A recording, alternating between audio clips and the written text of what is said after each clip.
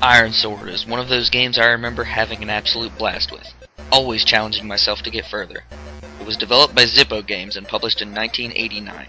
The game received split reviews, some calling it amazing, while others claimed that it lacked originality.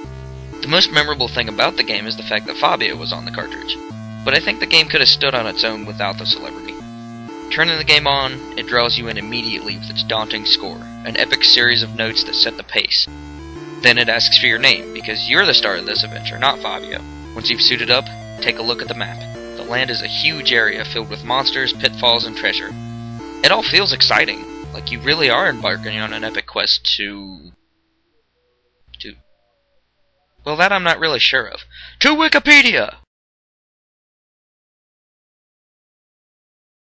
Apparently the game's guide explained the story or something. Anyways, it's not really that important. This was the case for a lot of games at the time, but even a quick scene of text would have sufficed a la Final Fantasy. Therefore, I will henceforth ignore the guide's story and focus only on what the game gives me. The game isn't necessarily difficult, but it requires some collection and level memory. When you die, you respawn at your exact point in which you died. After your lives are expended, you get the option to continue, which brings you right back where you died. As it turns out, this guy's a zombie.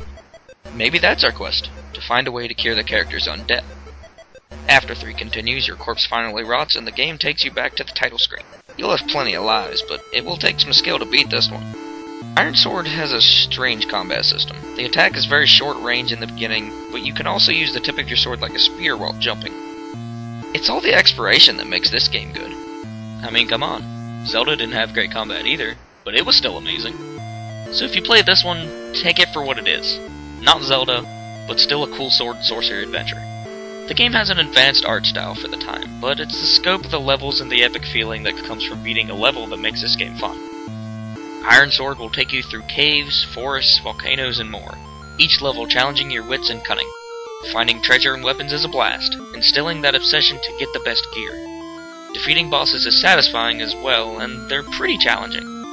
Progressing further gives the players the feeling that they're accomplishing something, even if they're not sure what lies at the end.